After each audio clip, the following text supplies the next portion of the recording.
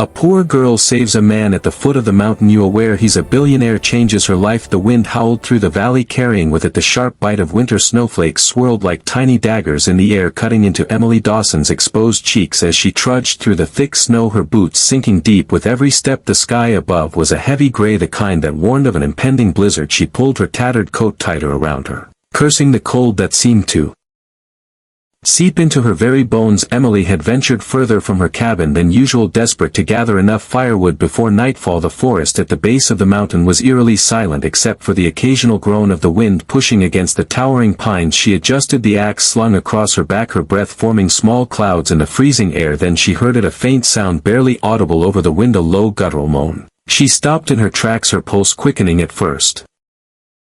She thought she had imagined it, but then it came again, a weak pain-laced groan. Her eyes darted around, scanning the snowy expanse. The sound was close, but with the wind screaming through the trees it was impossible to pinpoint its exact direction. "Hello," she called out, her voice uncertain. No answer. Emily hesitated for only a moment before pushing forward, her instinct screaming that something or someone was in trouble. She moved cautiously, her boots crunching against the ice-crusted snow. Then, through the thick white blanket covering the ground, she spotted something unusual, a dark shape barely visible beneath a mound of snow. Her heart leaped into her throat. She rushed forward, falling to her knees beside the figure, brushing away the fresh snow. Her breath caught when she saw the man's face, pale, his dark hair frozen at the edges. His clothes, though of expensive material, were torn and soaked through. His lips were nearly blue, his eyes half closed. "Hey, can you hear me?" Emily shook his shoulder, but he barely reacted. "Sir, wake up." A weak groan escaped his lips, his fingers twitched slightly as if fighting against the cold's deadly grip. Emily leaned in closer. "You need to wake up. If you stay out here you'll die." His lips parted, and for a moment she thought he would speak, but only a hoarse whisper came out, "Help." Emily clenched her jaw, quickly assessing the situation. His leg was twisted at an unnatural angle, blood staining the snow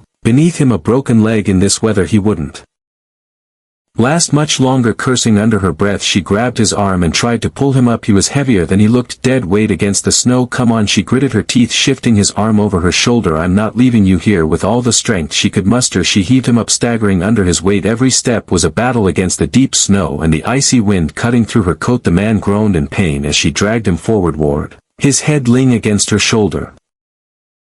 She didn't know who he was or how he had ended up here, but none of that mattered now. All that mattered was getting him home before the cold claimed him forever. Emily stumbled through the thick snow, her arms wrapped tightly around the unconscious man as she dragged him toward her cabin. The cold was relentless, slicing through her coat and numbing her limbs, but she refused to stop. The man's breath was shallow, his body slack against hers. She couldn't let him die. By the time she reached the cabin, her muscles burned with exhaustion. She kicked the door open, nearly collapsing as she pulled him inside. The warmth of the cabin was a stark contrast to the icy wilderness outside. The fire in the hearth crackled softly, casting flickering shadows across the wooden walls. With great effort she maneuvered him onto the old couch near the fireplace. His body was ice cold, his fingers stiff with frostbite. She quickly grabbed a pile of blankets, wrapping them around him before kneeling beside him to examine his injuries. His face was gaunt, his features sharp even in unconsciousness. His expensive coat was torn, the fabric stiff with frozen blood. Her eyes landed on his leg, a deep gash ran along his shin, the wound looking angry and raw against his pale skin. Emily cursed under her breath. If it got infected he wouldn't survive. She worked quickly, her hands steady despite the urgency. She cleaned the wound with warm water, wincing at the sight of the deep cut. He stirred slightly, a faint groan escaping his lips, but he didn't wake. After wrapping his leg tightly with fresh bandages she let out a slow breath. Now all she could do was wait. Hours passed. Emily sat in the old wooden chair across from the couch, watching the man with wary eyes. His breathing had grown steadier, his face no longer ghostly pale. The feral light cast soft shadows over his features, highlighting the rough stubble on his jaw, the strong lines of his face. He didn't look like a local. Who was he, and what the hell had he been doing in the middle of nowhere? Just as her mind swirled with questions, a voice broke the silence. "Where am I?" Emily shot up, moving closer. The man's eyelids fluttered open, revealing stormy gray eyes that darted around the room in confusion. "You're in my cabin," she said, keeping her voice firm but calm. "I found you half dead in the snow." He groaned, his hand moving to his temple as if trying to piece together his thoughts. I don't remember." Emily narrowed her eyes. "What's your name?" He hesitated, blinking against The fur light then after a long pause he rasped Richard Caldwell. Something about the name stirred a distant familiarity in her, but she couldn't quite place it. You were in bad shape when I found you, she said, crossing her arms. Your leg was messed up and you had no supplies, no proper gear. What happened to you? Richard exhaled sharply, struggling to sit up. Pain flashed across his face and he clutched his bandaged leg. I don't know. I remember the cold, the storm. Then he shook his head, frustration darkening his features. Everything else is a blur. Emily studied him carefully. She wasn't sure if he was lying or genuinely confused. Either way, something about his situation didn't sit right with her. Then his expression suddenly shifted from confusion to alarm. My phone, he muttered, patting the pockets of his torn coat. My wallet. Where the hell? Emily's stomach tightened. They weren't on you when I found you. Richard's jaw clenched. No. I had them. I remember I had my phone, my wallet, my watch. They're gone. A heavy silence settled between them. Emily had seen enough in her life to know what this meant. Someone had taken his things, and in a place as unforgiving as the Alaskan wilderness. That didn't happen by accident. You think someone robbed you? She asked, keeping her voice even. Richard let out a bitter laugh. Seems like the only explanation, doesn't it? Emily frowned. If someone had left him out there to die, that meant whoever did this had wanted him gone. But why? She glanced at the fire, the flames flickering as if mirroring her thoughts. Richard Caldwell, a man with expensive clothes, a sharp look in his eyes, and no memory of how he ended up half frozen on the mountain. Something about him didn't add up, and yet despite the why curling in her stomach, she couldn't turn him away. Not yet. The morning light filtered through the frosted window panes, casting a pale glow over the small wooden cabin. The fire in the hearth had burned low, leaving only embers crackling softly in the quiet. Emily moved about the cabin with practiced efficiency, layering more wood into the stove and setting a kettle over the flames. The air smelled of pine and the faint scent of smoked meat, a humble but familiar aroma in this house. Behind her the sound of rustling blankets made her turn. Richard was stirring, his movements slow and stiff, wincing as he adjusted his injured leg. His face still bore the pale exhaustion of someone recovering from near death, but his sharp gray eyes flicked toward her, more alert than the night before. You're awake, she said, setting down the tin cup she had been holding. He gave a small nod, running a hand over his face as if trying to wipe away the remnants of whatever nightmare had followed him into sleep. Yeah, I guess I owe you a thank you for not leaving me out there, Emily scoffed, pouring hot water into the tin cup and walking over to him. You'd be frozen solid if I had. She handed him the cup. Drink, it'll help warm you up. Richard took it hesitantly, eyeing the steaming liquid. What is it? Pine needle tea. She smirked at his doubtful expression. You don't have much choice, city boy. It's either that or freeze. At the word city boy, Richard gave her a bemused look but said nothing. He lifted the cup to his lips, grimacing slightly at the bitter taste, but he drank it nonetheless. Just then the door creaked open and an elderly woman stepped inside, wrapped in thick furs. Her sharp blue eyes immediately locked onto Richard with a calculating gaze. So this is the stranger you dragged in from the snow, she said, her voice lined with both curiosity and skepticism. Emily straightened. Grandma, this is Richard. Richard, this is Martha Dawson. Richard nodded, attempting to shift himself into a more upright position. Mom, Martha merely hummed, stepping closer and taking a long look at him before turning back to Emily. He shouldn't be here. Emily crossed her arms. I couldn't just leave him to die. Martha sighed, untying her fur-lined hood. You're too soft-hearted, child. Strangers mean trouble. Emily clenched her jaw but said nothing. She knew Martha wasn't cruel, just cautious. Life in Alaska had made her that way. Still, Emily had made her choice. He'll stay until he's strong enough to leave, she said firmly. Martha exhaled through her nose, clearly unconvinced, but she didn't argue further. Instead, she walked to the stove and began preparing breakfast, her movements slow but precise. Richard watched in silence as the two women worked, his gaze drifting over the humble cabin. The walls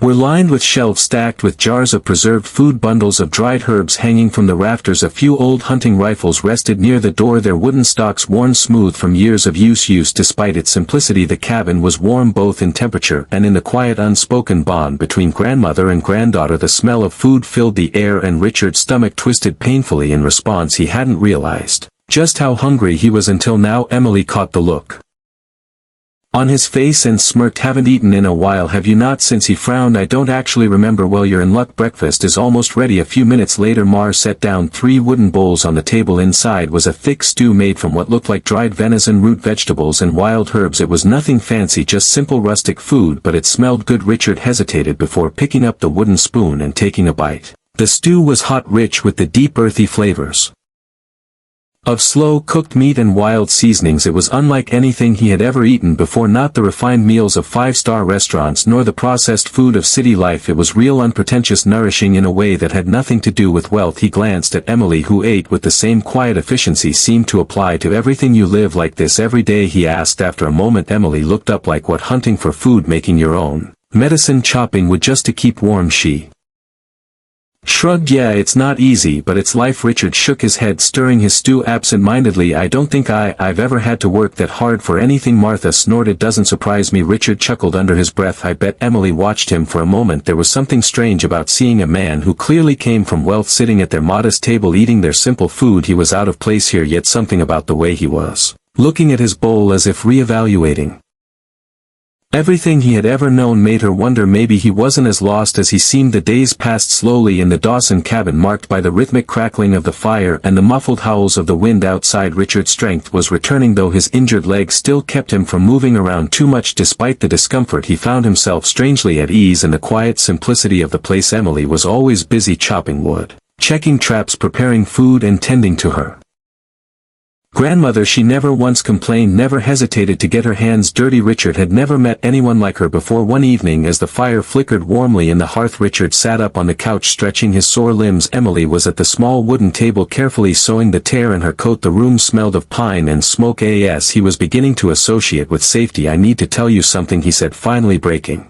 the silence. Emily didn't look up. "You're not secretly a murderer, are you?" Richard let out a small chuckle. "No, but I am rich." That made her glance up, one eyebrow raised. He exhaled, running a hand through his dark hair. "My full name is Richard Caldwell. I own a company called Caldwell Enterprises. We specialize in real estate and private investments. I have offices in New York, London and Tokyo." Emily blinked. "Okay." Richard waited for more, a reaction, shock, curiosity, something, but she just shrugged and went back to sewing. "That's it?" he asked, incredulous. She didn't even bother looking at him this time. "What do you want me to say?" "Well, I don't know," Richard said, gesturing vaguely. "Most people would be a little more surprised." Emily tied off the thread and bit it between her teeth before finally meeting his gaze. "It doesn't change anything." Richard stared at her, genuinely baffled. "You're telling me you don't care at all?" She sighed and leaned back in her chair. "Look, Richard, maybe in your world money means everything, but here it won't light a fire, it won't feed you, and it sure as hell won't save you when you're half dead in a snowstorm." Richard opened his mouth, but she wasn't finished. "Out there you might be some big shot millionaire," she said, gesturing vaguely toward the world beyond the cabin walls, "but here you're just a guy who got lost in the snow." The words hit him harder than he expected. His entire life people had treated him differently because of his wealth. His employees, his so-called friends, even the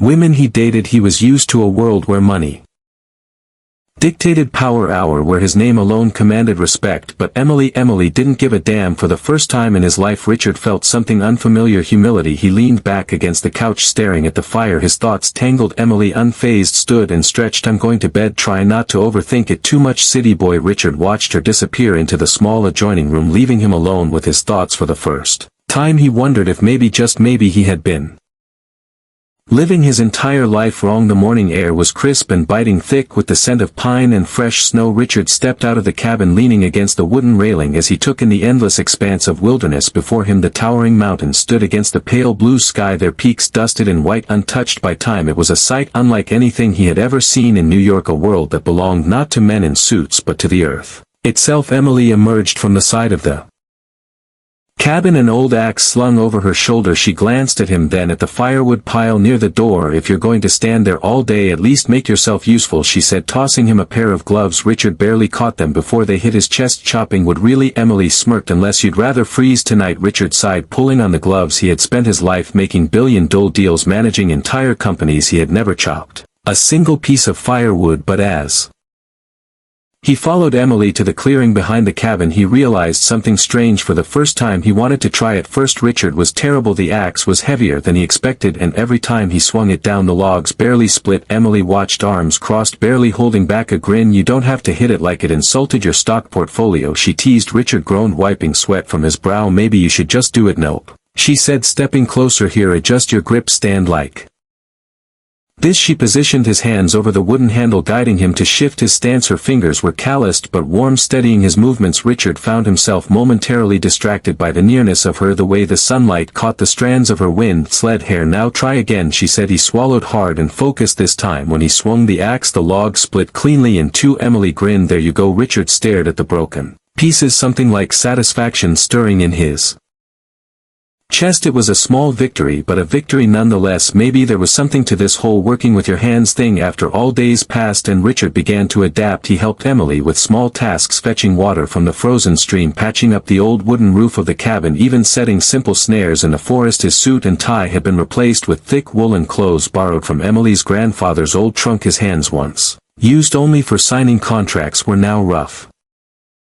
from labor, and for some reason he didn't hate it. One evening as they sat around the fire, Emily handed him a bow. "You're going to teach me how to hunt now?" Richard asked, raising an eyebrow. Emily smirked. "You want to eat, don't you?" Richard sighed, shaking his head. "Fine, but if I die doing this, you're telling my board of directors it was your fault." Emily just laughed. The next morning the two of them moved carefully through the woods, the air crisp with the of fresh pine. Richard tried to step as lightly as Emily, but she was like a ghost, silent, deliberate. He on the other hand snapped every twig in his path. They tracked a rabbit for nearly an hour, and when the moment came, Emily nudged him. "All right, city boy, take your shot." Richard hesitated, gripping the boring. The rabbit twitched its ears, sensing danger. "You hesitate, you lose," Emily whispered. Richard exhaled slowly and released the arrow. It missed by a mile. Emily winced. "Okay, that was painful to watch," Richard groaned, rubbing his forehead. "Maybe I should stick to real estate." She laughed. "Come on, we'll try again later." That afternoon as they made their way back toward the cabin, something shifted in the air. The birds stopped chirping, the wind stilled. Emily froze. Richard frowned. "What is it?" A deep guttural growl rumbled through the trees. Richard's blood turned to ice. Slowly he turned his head just in time to see the massive grizzly bear emerge from the underbrush. The bear's dark eyes locked onto them, its muscles tensing. It was close, too close. And it was huge. Richard's breath caught in his throat. He had never felt fear like this before. Emily reacted first. "Slowly move back," she whispered. Richard did as she said, his heartbeat hammering in his chest. But the bear huffed, stepping forward, its massive paws crunching the snow, then suddenly charged. Richard barely had time to react before Emily grabbed his arm and shoved him behind a tree. In one fluid motion she raised her rifle and fired a warning shot into the air. The deafening crack of the bullet shattered the silence. The bear skipped to a stop, its ears flattening. It hesitated for a moment, then let out a final huff before turning and lumbering back into the woods. Richard's hands were shaking as he pressed himself against the tree, struggling to breathe. Emily lowered her gun, exhaling slow. "That," Richard panted, "was the single most terrifying thing I have ever experienced." Emily smirked, slinging the rifle over her shoulder. "Welcome to Alaska." Richard let out a breathless laugh, still trying to steady his nerves, but something had changed. Emily had risked her life for him without hesitation, without thinking twice, and Richard knew deep down that no one had ever done that for him before. Not his business partners, not the women he had dated, not even the people he called friends, but Emily, this girl who barely knew him, who had no reason to care, had saved his life. And in that moment Richard Caldwell, billionaire CEO, realized something for the first time. All the money in the world meant nothing compared to this. The crackling fire was the only sound filling the cabin as Richard sat at the wooden table staring at his hands. Outside the wind howled against the walls, rattling the shutters. But he barely noticed. His mind was elsewhere, piecing together fragmented memories, trying to make sense of what had happened to him. Emily sat across from him, sipping her tea, watching him with quiet curiosity. "You look like a man who's just figured something out," she finally said. Richard exhaled sharply, rubbing his temples. "I think I know why I was out there, why I nearly died." Emily set her cup down. "Go on." He let out a slow breath, trying to put the pieces together. "Before I woke up in the snow, I was in Alaska for a business meeting. My company, Caldwell Enterprises, was negotiating the deal to acquire a mining operation, a gold mine to be exact." Emily's brow furrowed. "A gold mine?" Richard nodded. "It's one of the last untouched reserves in the region, billions of dollars in untapped resources. My company had been negotiating the purchase for months." Emily's expression darkened. "And let me guess, the deal wasn't exactly clean?" Richard hesitated. The truth was he hadn't given much thought to the moral implications of his business deals before he had people for that, but now sitting in this cabin, seeing the world through Emily's eyes, things felt different. "The negotiations were intense," he admitted. "Not everyone wanted me to get control of the mine. There were other investors, competitors, people who stood to gain if I disappeared." Emily leaned forward. "You think someone tried to get rid of you?" Richard clenched his jaw. "Not just someone, I think it was my own assistant." The realization hit him like a punch to the gut. Jonathan Reed, his right-hand man, the person who handled his schedule, his travel, his security, the person he trusted most in his business, and the last person he had seen before waking up in the snow. The memory returned in flashes. The private meeting in a luxury lodge near Fairbanks. Jonathan standing by the fireplace reviewing final documents. "Everything is set," Jonathan had said, pouring Richard a drink. "By this time tomorrow the mine will be yours." Richard had taken the glass Nodding good. I don't want any surprises. Jonathan had smiled. Of course you can always trust me. Then darkness, a sharp pain in his skull, the bitter taste of something in his drink, and then cold ice, the blinding white of the snow. Richard gritted his teeth, his hands curling into fists. He must have drugged me, left me out there knowing I wouldn't survive. By the time they declared me missing, the deal would have already been signed without me. Emily's expression hardened. So he tried to kill you for money? Richard let out a bitter laugh. That's the world I come from. Emily shook her head, disgusted flashing in her green eyes. Unbelievable, and to think you actually trusted this guy. Richard exhaled slowly. Yeah, I did. He ran a hand through his hair, his jaw tightening. I can't let him get away with this. Emily studied him for a long moment. So what are you going to do? Richard looked up, his gray eyes dark with determination. I have to go back. A silence fell between them. Emily leaned back in her chair, crossing her arms. Right, of course, go back to your world of power and money. Richard frowned. I don't have a choice. If I don't stop him, he'll take everything I've built. He'll win. Emily's lips pressed into a thin line. And what happens after that? You fix your business, put the bad guy in jail, and go back to your fancy penthouse in New York. Richard hesitated. He hadn't thought that far ahead. All he knew was that he couldn't let this betrayal stand. But now, looking at Emily, at this life he had come to respect in ways he never expected, a strange unease settled in his chest. Emily let out a breath, shaking her head. Look, I get it, you have unfinished business, but just don't forget what you learned here. Richard met her gaze, and for the first time he realized he didn't want to leave. Not really. He reached across the table, his fingers brushing against hers. I will come back. Emily looked at him, searching his face for any sign of a lie, then she nodded just once. You better. And for the first time in his life, Richard Caldwell knew he had something worth coming back for. The day Richard left, the sky was a dull gray, thick clouds rolling over the mountains like a heavy curtain. The air was colder than usual, or maybe it only felt that way to Emily as she stood outside the cabin watching him prepare to leave. He was dressed in borrowed winter gear, bundled against the elements, but something about him already looked different, like he didn't quite belong here anymore. His injured leg had healed enough for him to travel, though he still moved with a slight limp. The sled dogs, restless and eager, barked in anticipation of the journey ahead. Emily crossed her arms, keeping her expression neutral. You sure you're ready for this, city boy? Richard smirked, though there was something sad in his eyes. I don't think I have a choice. She exhaled, her breath forming a small cloud in the freezing air. I guess not. Martha, standing a few feet away, gave Richard a hard look. Be careful out there, boy. The world ain't as forgiving as this place. Richard nodded. I know. He turned back to Emily, hesitating. There were a million things he wanted to say, but none of them felt right. Instead he reached into his coat pocket and pulled out something small, pressing it into her hand. It was a silver compass, worn with age. Emily frowned. What's this? My grandfather's. Richard said he used to say it would always point him home. Emily looked up, meeting his gaze. And we's home for you. Richard hesitated, then softly he said, I don't know yet. Emily swallowed hard, curling her fingers around the compass. You better figure it out. A long silence stretched between them. Then finally Richard took a step back and climbed onto the sled with a sharp command to the dogs. They lurched forward, kicking up a flurry of snow. Emily stood there unmoving, watching as he disappeared into the white horizon, and for the first time since she was a child she felt something strange, something that scared her more than any storm. She missed him. The weeks passed slowly. Emily threw herself into work, hunting, chopping wood, fixing what needed fixing. She told herself she didn't care that Richard hadn't sent word, but every morning she found herself glancing toward the trail he had left on, and every night she found herself staring at the small silver compass, turning it over in her fingers as if it held some kind of answer. Martha noticed. Of course he's not coming back, her grandmother said one evening, stirring a pot of stew over the fire. Emily didn't look up. I never said he was. Martha sighed, shaking her head. You like him? Emily scoffed. Doesn't matter if I do. He has his world, I have mine. Martha studied her for a long moment. And what if his world isn't what he wants anymore? Emily didn't have an answer for that. Then one evening everything changed. Emily was outside stacking firewood when she heard the distant sound of sled dogs approaching. She turned, expecting one of the village traders, but instead a man she had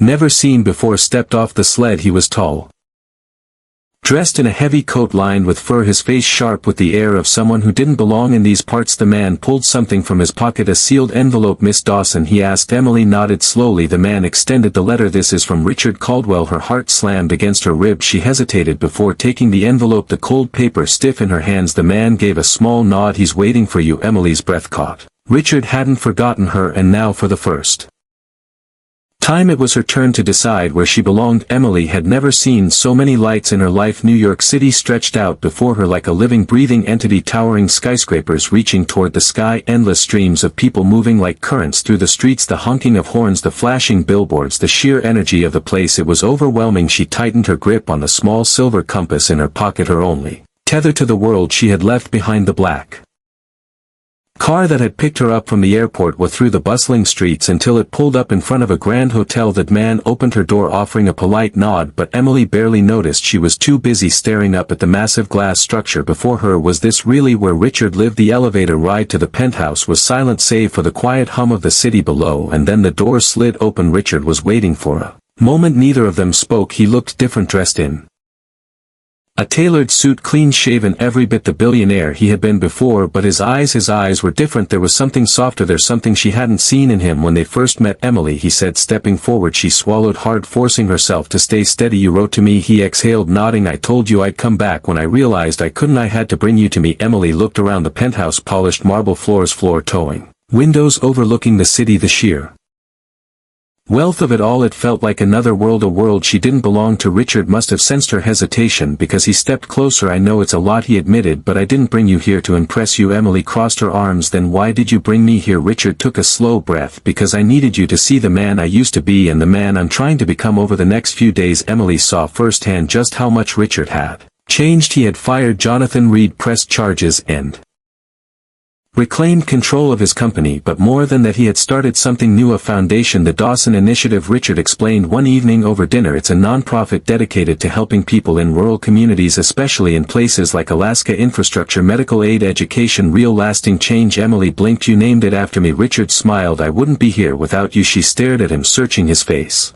for any sign that this was just another business strategy, but all she saw was sincerity, real, undeniable sanity. One night as they walked along the edge of Central Park, Richard finally said what she had been waiting for. I love you, Emily. Her breath caught. Richard reached for her hands, his grip warm despite the chill in the air. I don't care about anything else, not the money, not the company. I just want you. Emily's heart pounded, but she didn't speak right away because part of her still didn't trust this world. She had seen men of power before, men who made promises but never truly understood what life outside of their bubble was like, and she wasn't willing to be another piece in someone else's collection. So instead she said, if you love me, Richard, then prove it. His brows furrowed. How? Emily held up the compass. Find your way home. Weeks passed. Emily returned to Alaska, unsure if Richard would follow, but he did die, not with private jets or expensive suits, but as a man who wanted to learn. He spent months in the village working alongside her, understanding the land, the people, the struggles they faced. Every day he chopped wood, carried water, even learned how to hunt, though he was still terrible at it. And in that time Emily saw it. This wasn't just a game to him. He had changed. One evening as they stood by the river watching the northern lights dance across the sky, Richard turned to her. Emily, he said, voice steady, can I stay? She looked at him. The man who had once been lost in a storm, who had been broken and betrayed,